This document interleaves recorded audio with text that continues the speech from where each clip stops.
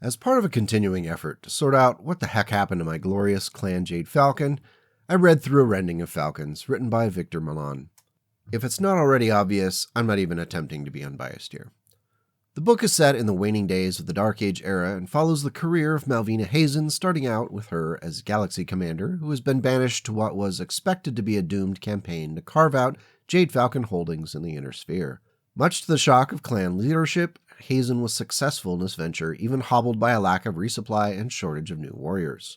With Hazen's star rising even faster than before, Khan Jaina Pride and Loremaster Julia Bohallen face the threat of imminent challenge to their leadership and even a civil war.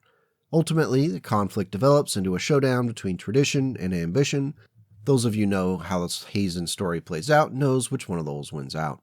Having now read through A Rending of Falcons officially while crammed into an airline seat for a 9-hour flight, I found myself continually looking at the career of Malvina Hazen through the lens of the other clan protagonist/antagonist, Alaric Ward. While both characters share a lot of common traits, including their steadfast belief that they would one day become the leader of the Ill clan, they differ significantly in their execution. While Malvina gains followers through victory and often brutally murdering people who get in her way, Alaric Ward seems to gain supporters just by breathing and being in the same room with the person he wishes to woo. Sure, they might balk at his behavior at first, but eventually they come around to seeing just how awesome and perfect Alaric is. Over and over in this novel, Malvina Hazen demonstrates her psychotic tendencies to the point that she's genuinely confused by a child's game of make-believe.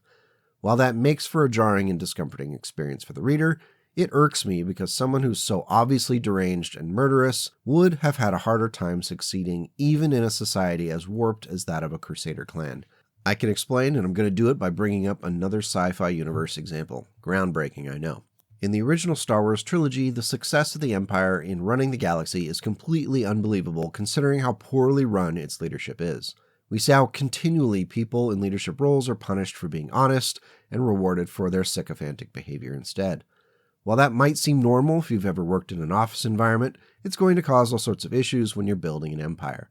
In Malvina's case, everyone around her is absolutely terrified of how she will react to news. The most obvious course of action would be to just not give her any bad news and flat out lie about what's going on. In order for us to buy into all of this, we have to believe that Clan Jade Falcon has abandoned all clan tradition, principles, and philosophy in order to embrace this might makes right mentality. No longer is there any interest in preserving technology, resources, or even people. In fact, now all of those things can be deliberately destroyed anytime the clan is challenged. While it makes for a convenient foil to make Alaric Ward look good in comparison, for those of us who aren't big Clan Wolf fans, we're left a little let down by the simplicity of the manufactured antagonist. Malvina Hazen comes off looking like a comic book villain, destroying for the sake of destroying, and that is, unfortunately, a recipe for a boring and lackluster character. A Rending of Falcons is well written, and the use of the Lion characters to offer an outside perspective to clan internal politics is fair, if somewhat distracting, as they start literally screwing around with a Sea Fox warrior, and a significant number of pages are developed going nowhere. When one of these sections with the Lyrans began, I found myself wanting to skip it entirely. The battles are fine, though I struggle to remember any interesting moments from them, which is a little telling. Private moments with Malvina where she interacts with others are appropriately disturbing as we see a psychopath at work. However, she often just defaults to violence and threats of violence, where it could have been interesting to see her manipulate and even charm people beyond the Hell's Horse's Galaxy Commander.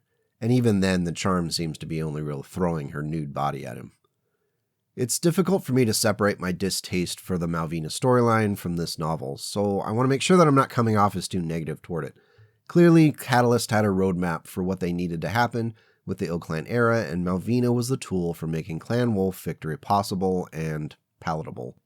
I may not like it, but I will have to learn to live with it. At least they didn't obliterate Clan Jade Falcon entirely just out of spite. In trying to distill my issues with how things turned out, I think it's best described in pointing out that it really wasn't necessary to cheapen the Falcons to the point of comic book villains to reach the outcome Catalyst wanted. It telegraphed their intentions with Alaric and flies in the face of what it meant to be a Jade Falcon in the existing lore. To wrap this up, if you want to read about Malvina Hazen being horrible and revel in the fact that clanners will be killing each other, A Rending of Falcons could be a fun read. Otherwise, a sourcebook summary or wiki on the topic can get you up to speed. Catalyst, you took a lot from the Falcon fans to make Alaric the Ilklon.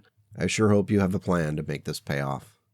Thanks to everyone for watching and putting up with this unhinged rant. I think I need a nap.